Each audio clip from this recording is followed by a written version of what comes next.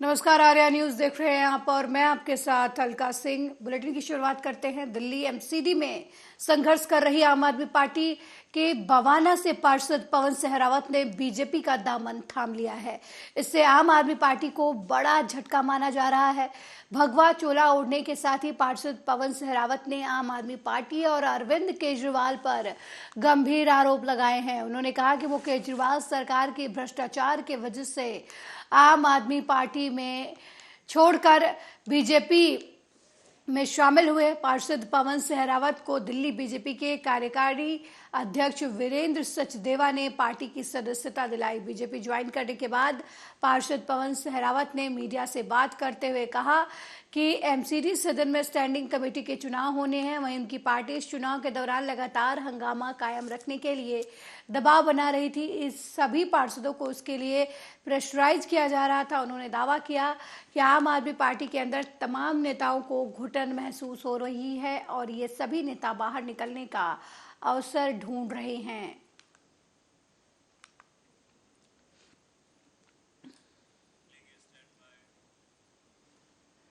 पाकिस्तान बेहद खराब स्थिति से गुजर रहा है। ऐसे में ये सवाल बार बार उठ रहा है कि क्या भारत को कंगाल पाकिस्तान की मदद के लिए आगे आना चाहिए। इसे लेकर राय अलग अलग है, लेकिन राष्ट्रीय स्वयंसेवक संघ के सह सरकार्यवाहक डॉक्टर कृष्ण गोपाल ने इस पर बड़ा बयान दिया है। उन्होंने सरकार को नसीहत दी है कि पाकिस्तान नहीं मांगे तो भी भारत को मदद करनी चाहिए। पड़ोसी देश को 10 से 20 लाख टन गेहूं भेज देना चाहिए। उन्होंने पाकिस्तान की बदतर आर्थिक हालात पर चिंता जताई है और कहा कि भारत सरकार पड़ोसी धर्म का निर्वहन करे।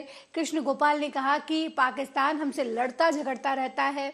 वो हमसे 4 युद्ध भी लड़ चुका है। वो ही आक्रमण करता है। वहां हमने दिन रात गालियां देते हैं वहां के लोग, फिर भी उसके बावजूद भी सरकार जो है उस पाकिस्तान को मदद भेजनी चाहिए। वहीं चुनावी रणनीतिकार से नेता बने प्रशांत किशोर ने बिहार के मुख्यमंत्री नीतीश कुमार और उनकी पार्टी जेडीयू पर एक बार फिर से निशाना साधते हुए कहा कि बिहार की राजनीति के 2 बड़े खिलाड़ी बीजेपी और आरजेडी हैं। पीके ने कहा कि नीतीश कुमार की पार्टी जेडीयू को जिंदा रखने के लिए एक बैसाखी की जरूरत होती है। उन्होंने कहा कि लोग लालू यादव के कार्यकाल के कानून विहीन युग के बारे में सोचते हैं तो कांप जाते हैं। लालू के शासन को आज भी जंगल राज के रूप में याद किया जाता है, फिर भी मुस्लिम आरजेडी को वोट देते हैं। उनका कहना है कि वो बीजेपी को वोट नहीं दे सकते। प्रशांत किशोर ने सिवान में कहा कि जेडीयू की कोई स्वतंत्र पहचान नहीं है, इसलिए विकल्पों की कमी है। यही वजह है कि नवंबर 2005 के बाद से नीतीश सरकार के पहले 5 सालों में कुछ प्रगति के बावजूद बिहार में कोई महत्वपूर्ण बदलाव नहीं हुआ। अपने पहले कार्यकाल के बाद नीतीश कुमार ने भी दिशा खो दी है। बता दें कि जेडीयू से अलग होने के बाद प्रशांत किशोर लगातार नीतीश कुमार पर हमलावर है। साल 2020 में जेडीयू के सीएम को समर्थन करने पर पीके ने अपने रास्ते अलग कर लिए थे। कोई आदमी आकर इसको नहीं सुधार सकता जब तक बिहार की जनता नहीं सुधरेगी।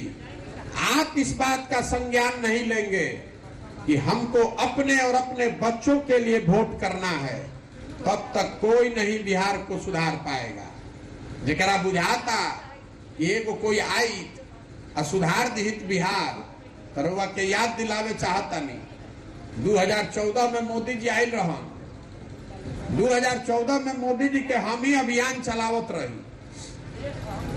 जे यूपी में बिहार में मोदी जी के नाम ना जानत रहन आदमी हमारा संगे आज लाठी डंटा करता कि तारा बुझाता मोदी जी बालन में तो देश आगे बढ़ जाए, देश मजबूत हो, सबके विकास हो जाए। अब मोदी जी 9 बरस से बालन प्रधानमंत्री।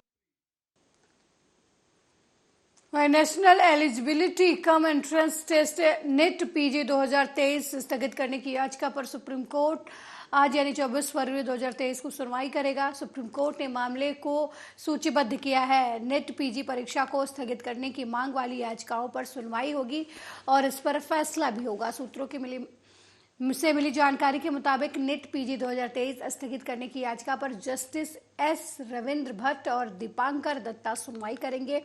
पीजी मेडिकल प्रवेश परीक्षा में देरी की मांग को लेकर 2 रिट याचिका दायर की गई थी। उम्मीदवारों ने नीट पीजी परीक्षा को 2 से 3 महीने के लिए टालने की मांग की है। रिजल्ट घोषणा और काउंसलिंग प्रक्रिया शुरू होने के बीच अंतर को कम करने के लिए उम्मीदवार परीक्षा की तारीख को मई या जून के अंत तक कराने पर जोर दे रहे हैं।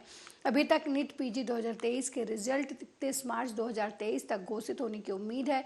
केंद्रीय स्वास्थ्य मंत्रालय ने नीट पीजी इंटर्नशिप की समय सीमा और कट ऑफ को बढ़ाकर 11 अगस्त 2023 कर दिया है।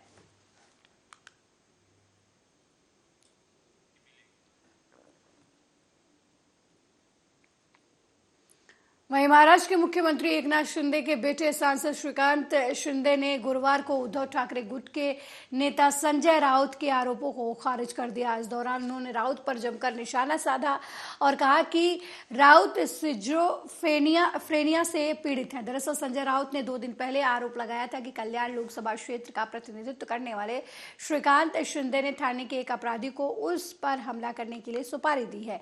इसको लेकर उन्होंने पुलिस को पत्र भी लिखा था। इस पर पलटवार करते हुए अंबरनाथ में मीडिया से बातचीत करते हुए श्रीकांत शिंदे ने कहा कि राउत सिजोफ्रेनिया से पीड़ित है, उनके आरोप निराधार हैं। उन्होंने कटाक्ष करते हुए कहा कि राज्य को मनोरंजन के स्रोत के रूप में उनकी बहुत जरूरत है। बता दें कि सिजोफ्रेनिया एक मनोरोग है जिसमें पीड़ित के सोचने समझने की क्षमता में परिवर्तन आ जाता है।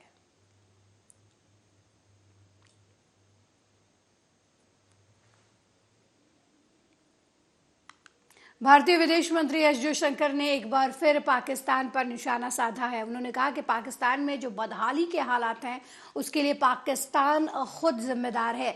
जयशंकर ने कहा कि आतंक को पनाह देंगे तो मुश्किल होगी ही। विदेश मंत्रालय की तरफ से पुणे में आयोजित एशिया आर्थिक संवाद में जयशंकर ने कहा कि कोई भी देश कभी भी मुश्किल स्थिति से बाहर निकल सकता है और एक समृद्ध शक्ति नहीं बन सकता अगर उसका मूल उद्योग आतंकवाद है। जयशंकर ने कहा कि आतंकवाद भारत पाकिस्तान संबंधों का मूलभूत मुद्दा है जिससे कोई बच नहीं सकता और हम मूलभूत समस्याओं से इनकार नहीं कर सकते। उन्होंने पाकिस्तान का नाम लिए बगैर कहा कि देश को अपने आर्थिक मुद्दों का समाधान करना होगा, उसी तरह से उसे अपने राजनीतिक और सामाजिक मुद्दों का समाधान करना होगा। उन्होंने पाकिस्तान को मदद करने के सवाल पर कहा कि वो कोई बड़ा फैसला लेते समय स्थानीय जनभावना का ख्याल रखेंगे।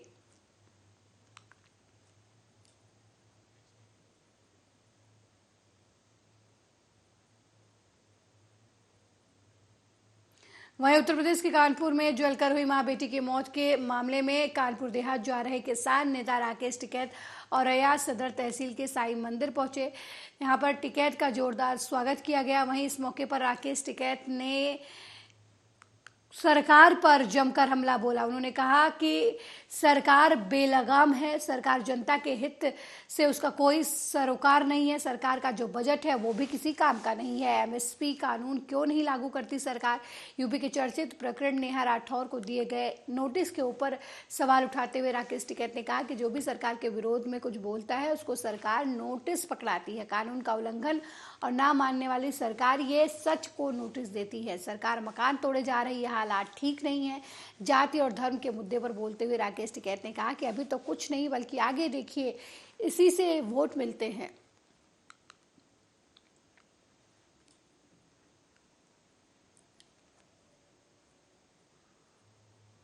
वहीं उत्तर प्रदेश के लखनऊ में नगर निगम के वर्कशॉप में सामने गुरुवार की रात संदिग्ध परिस्थितियों में आग लग गई। यह आग नगर निगम की कबाड़ हो चुकी गाड़ियों में लगी थी। इस घटना में करीब 40 गाड़ियां जलकर खाक हो गईं। सूचना मिलने पर मौके पर पहुंची दमकल टीम ने करीब 2 घंटे की मशक्कत के बाद आग पर काबू पाया। इस घटना के बाद आसपास के इलाके में धुएं की वजह से लोगों को काफ़ी परेशानियों का सामना करना पड़ रहा है। वहीं घटना के कारणों की जानकारी अभी तक नहीं मिल सकी है। जानकारी के मुताबिक लखनऊ के गोमती नगर में नगर निगम का केंद्रीय कार्यशाला है। इस कार्यशाला के सामने सड़क की दूसरी तरफ नगर निगम की उन गाड़ियों को रखा गया है जो कबाड़ घोषित हो चुकी हैं। गुरुवार की रात संदिग्ध परिस्थितियों में इन गाड़ियों के पास आग लग गई। देखते ही देखते आग फैलने लगी और यहाँ खड़ी कबाड़ की 40 गाड़ियों को अपने चपेट में ले लिया। इन सभी गाड़ियों में आग लगने के बाद लपटें आसमान छूने लगी। वहीं धुएं से आसपास के लोगों को सांस लेने में काफ़ी दिक्कतों का सामना करना पड़ रहा है। वहीं लोगों की जानकारी के बाद फायर ब्रिगेड की टीम मौके पर पहुंची और कड़ी मशक्कत के बाद आग पर काबू पाया गया।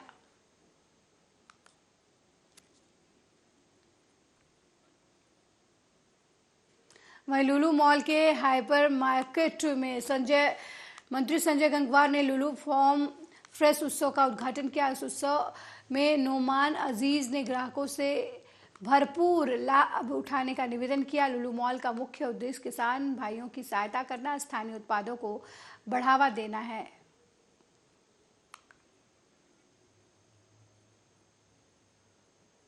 उत्तर प्रदेश से अन्य प्रदेशों से उत्तर प्रदेश में या देश के विश्व के अन्य देशों से हमारे उत्तर प्रदेश में आते थे। डबल इंजन की सरकार माननीय मोदी जी के वोकल फॉर लोकल के मंत्र को आगे बढ़ाते हुए हमारे अन्नदाता किसानों ने, हमारे वैज्ञानिकों ने, हमारे लुलु मॉल की टीम ने, हमारी सरकार ने एक मार्केट उनको दिया। एक मार्केट देने के साथ साथ उनको उससे पहले उनको उसका सीड्स उपलब्ध कराया, नई टेक्नोलॉजी उपलब्ध कराई और उसके बाद उनको अच्छा मार्केट दिया। आज 100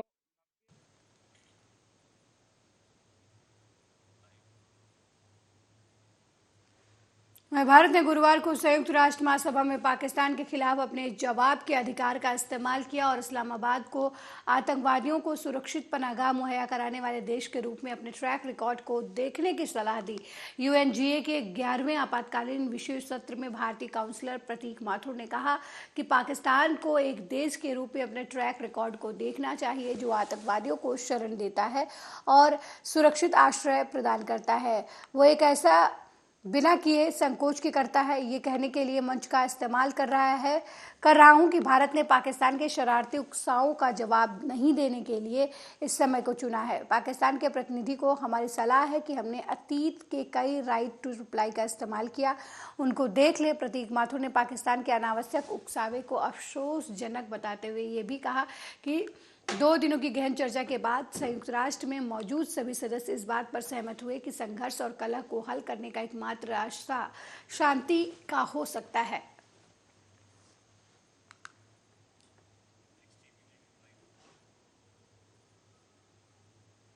वहीं राजधानी भोपाल बरसिया को नगर पालिका कार्यालय में नगर पालिका अध्यक्ष प्रतिनिधि कुलदीप सिंह राठौर ने मुख्यमंत्री तीर्थ दर्शन योजना के तहत बरसिया नगर के 30 यात्रियों को जगन्नाथपुरी की और तीर्थ यात्रा के लिए रवाना किया। कुलदीप सिंह राठौर ने तीर्थ यात्रियों को मुख्यमंत्री तीर्थ दर्शन योजना कार्ड भेंट कर पुष्प माला पहनाकर उनका आशीर्वाद भी लिया। इस मौके पर नगर पालिका अध्यक्ष प्रतिनिधि के साथ सीएमओ जाहिद अली और नगर पालिका परिषद के तमाम कर्मचारी मौजूद रहे। लगभग 65 लोगों ने बेरसिया नगर के अंदर इस यात्रा के लिए आवेदन दिया था, जिसमें से 30 यात्रा के हितग्राही आज नगर पालिका से विदा लेकर के जगन्नाथपुरी की यात्रा के लिए आज शाम को प्रस्थान करेंगे। माननीय मुख्यमंत्री जी का सपना कि हम केवल रोड नाली और निर्माण का ही काम नहीं करते, हम जीवन का भी निर्माण करते हैं। आध्यात्मिक यात्राएं भी भारतीय जनता पार्टी की सरकार माननीय मुख्यमंत्री जी के निर्णय से आज पूरे प्रदेश भर को लाभान्वित कर रही है। उसी दृष्टिकोण से आज नगर पालिका परिषद द्वारा यहाँ पर 30 माताएं और कुछ हम कश्मीर की इस खूबसूरती और लखनऊ की मेहमान नवाजी का एक अद्भुत संगम 23 फरवरी को लुलु मॉल लखनऊ में देखने को मिला, जब सशस्त्र सीमा बल की तरफ से कश्मीर के कुछ छात्रों के लिए आयोजित भारत दर्शन कार्यक्रम के तहत सभी छात्र लुलु मॉल लखनऊ पहुंचे। कश्मीरी छात्रों के लुलु मॉल पहुंचने पर लुलु मॉल के रीजनल डायरेक्टर जय कुमार गंगाधरन और मॉल के अधिकारियों ने उनका जोरदार स्वागत किया। उन्हें मॉल के बारे में जानकारी देते हुए मॉल भ्रमण भी करवाया। देखिए, ऐसा है, आप लोग सभी जानते हैं कि हम लोग इंडो नेपाल बॉर्डर और भूटान बॉर्डर में काम कर रहे हैं। इसके साथ ही साथ एसएसबी जो है JNK और नक्सल इफेक्टेड एरियाज में भी काम कर रही है। तो हमारा काम केवल सिक्योरिटी नहीं है, तो हमारे इसके साथ साथ हम सिविक एक्शन प्रोग्राम्स भी करते हैं। उसमें जो रिमोट एरियाज में जो बच्चे हैं जिनको चांस मौका नहीं मिलता है कि अलग अलग जगहों में घूम पाए या उनका एक्सपोजर हो, तो ये एसएसबी ये काम करती है। इसमें बच्चे जो कुछ रिमोट एरियाज में रहते हैं उनको अलग अलग कंट्रीज के अलग अलग भागों में हम उनको ले जाते हैं, उनको घुमाते हैं, ताकि उनका एक एक्सपोजर बढ़े और उनको लगे कि जो दुनिया है वो काफ़ी आगे बढ़ चुकी है, ताकि उनको एक एक्सपोजर हो, उनको भी एक नया कुछ सीखने का मौका मिलता है। तो ये बच्चे जो आए हैं ये कश्मीर से आए हैं, श्रीनगर से, और इनको सेलेक्ट किया गया है। इनके साथ इनके 2 टीचर्स भी आए हुए हैं। इनका प्रोग्राम अभी लखनऊ से शुरू हुआ है, उसके बाद इनका विजिट आगरा में होगा, उसके बाद दिल्ली में। हमने अपनी फ्लाइट बोर्ड की थी श्रीनगर से चंडीगढ़ के लिए 21 फरवरी को। फिर चंडीगढ़ टू लखनऊ हम अपने फ्लाइट में आए हैं, अपने ट्रेन में आए हैं। बहुत ज़्यादा अमेजिंग एक्सपीरियंस रहा है, वंडरफुल एक्सपीरियंस रहा है। पहली बार हमने लखनऊ जैसी सिटी को एंजॉय किया, थॉरली एंजॉय किया। इतनी ब्यूटीफुल हमने इमारतें देखी। हम यहाँ पे गए थे, रेजिडेंसी गए थे। नहीं, कभी नहीं सोचा था। ये एसएसबी वालों के हम बहुत शुक्रगुजार है कि ऐसा टूर इन्होंने दिया। ऐसे टूर हर साल होने चाहिए। जो मेरा व्यू है उस हिसाब से हर स्टूडेंट भोपाल में केंद्रीय गृह मंत्री अमित शाह ने सतना मेडिकल कॉलेज के लोकार्पण को लेकर चिकित्सा शिक्षा मंत्री विश्वास कैलाश सारंग का बयान सामने आया है, जहां उन्होंने कहा कि पीएम मोदी का सपना है कि पूरे देश में मेडिकल कॉलेज के माध्यम से डॉक्टरों के निर्माण के साथ अस्पतालों को भी व्यवस्थित करे। सीएम शिवराज के इस संकल्प को निभाया है। और इस बार भूपेश बघेल जी से छत्तीसगढ़ तो समझ नहीं रहा, वो अपनी फिक्र कर ले, वो इतने भविष्य वक्ता ना बने। और इस बार छत्तीसगढ़ में भी भाजपा की सरकार बनेगी, मध्य प्रदेश में तो बन ही रही है। छत्तीसगढ़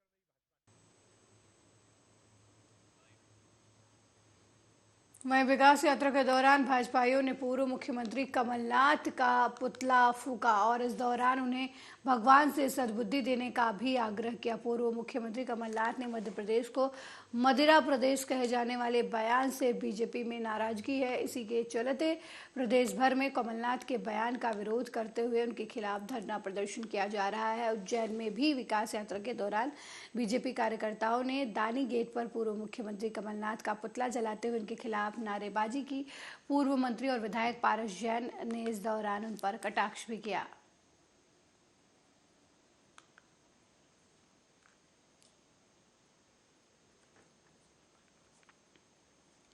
वहीं लखनऊ के गांव भटगांव में सरोजनी नगर विधानसभा क्षेत्र के 51 विकास कार्यों का शिलान्यास और लोकार्पण किया गया, जहां आर्थिक विकास योजना के जरिए क्षेत्र में 10 सड़कों का निर्माण कार्य, विकासखंड सरोजनी नगर में 41 निर्माण कार्य क्षेत्रों में नालियों का निर्माण सहित कई सौगातें जनता को दी गई। आरईएस जो है 10 मुख्यमंत्री त्वरित के अंतर्गत 10 सड़कें बना रहा है, जिसमें भटगांव की भी सड़कें हैं, जिसमें सरोजनी नगर से और न्यू गढ़ोरा वास्तुम सिटी और रायबरेली रोड की सड़कें हैं, अजीतन खेड़ा की सड़कें हैं, प्यारेपुर में चारगांव की तरफ की सड़क है। तो 10 सड़कें बना रहा है और लगभग 2.5-3 करोड़ रुपए की सड़कें बना रहा है। इसके अतिरिक्त ग्राम प्रधान जी हमारे साथ मौजूद हैं, इन्होंने बहुत गाँव में काम कराए हैं, उनका लगभग 50 कार्यों का शिलान्यास हो रहा है। आरईएस जो है अंबेडकर नगर के सांसद इन दिनों गांव-गांव की पदयात्रा कर रहे हैं। इसी कड़ी में लोहिया के पद चिन्हों पर चलते उन्होंने बृहस्पतिवार को अंबेडकर नगर लोकसभा की गोसाईगंज विधानसभा क्षेत्र के करीब 1 दर्जन से अधिक गांवों का भ्रमण कर लोगों से संवाद स्थापित किया। इस दौरान सांसद रितेश पांडे ने जायक और किसानों, मजदूरों, महिलाओं, युवाओं के साथ बातचीत की, उनकी रोजमर्रा के जीवन में आ रही दिक्कतों के बारे में जानकारी ली। वहीं दूसरी तरफ उद्यमियों से भी बातचीत की, जिनके पास युवाओं के रोजगार सृजन के अवसर उपलब्ध हैं।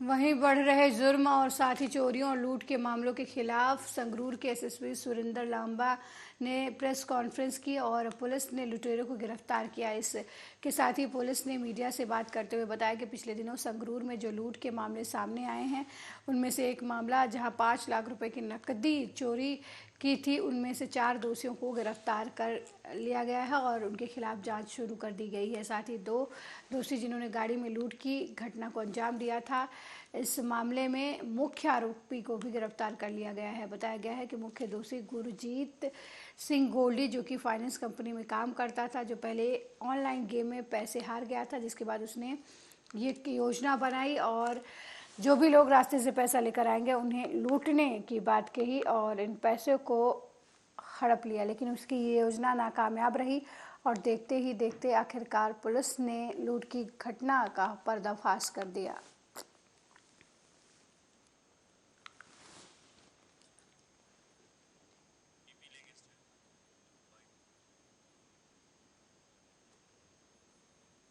वहीं मंदसौर जिले के गांव नगरी में कांग्रेस कार्यकर्ता और ग्रामीणों ने विकास यात्रा का विरोध प्रदर्शन किया और बीजेपी के खिलाफ जमकर हंगामा किया। हंगामे में दलौदा थाना की पुलिस ने 2 कांग्रेस कार्यकर्ताओं को हिरासत में लिया और प्रतिबंधात्मक कार्रवाई करते हुए उन्हें बाउंड किया। आपको बता दें कि मंदसौर विधानसभा क्षेत्र में विधायक यशपाल सिंह सिसोदिया के गाँव में विकास यात्रा निकाली जा रही थी। विकास यात्रा गाँव नगरी में पहुंची थी कि उस दौरान कांग्रेस कार्यकर्ताओं ने विधायक यशपाल सिंह सिसोदिया से पूछा कि गांव नगरी में ऐसा क्या विकास किया गया है जिसको लेकर यात्रा निकाली जा रही है।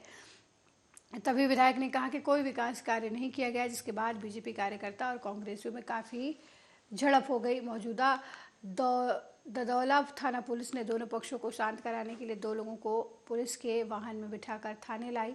वहीं बीजेपी का कहना है कि कांग्रेस के लोग प्लानिंग बनाकर विरोध प्रदर्शन कर रहे हैं।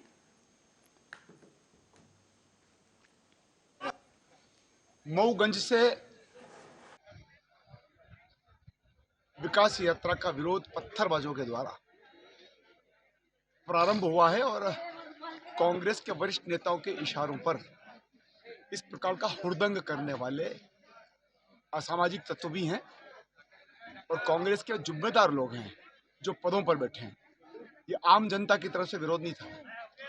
3 दिन से प्लानिंग कर रहे थे नगरी में कि किस प्रकार से विकास यात्रा में इसको विरोध की संज्ञा देना भी मैं उचित नहीं समझता हूँ, क्योंकि विरोध एक मर्यादा में होता है। ये बौखलाहट थी। माननीय मुख्यमंत्री शिवराज सिंह चौहान जी के नेतृत्व में, नरेंद्र मोदी जी के नेतृत्व में जो काम हो रहा है देश में और नगर परिषद नगरी में जो काम हुए हैं वो कहीं ना कहीं ऐतिहासिक काम है। 1216 मकान 2.5 लाख रुपए एक मकान के दिए हैं। ये राशि अगर जोड़ ले उनके कैलकुलेटर में नहीं आएगी, इतनी बड़ी राशि है। पानी के क्षेत्र मेरे साथ इस बुलेटिन में फिलहाल इतना ही। देश दुनिया की तमाम खबरों को देखने के लिए देखते रहिए आर्या न्यूज़। नमस्कार।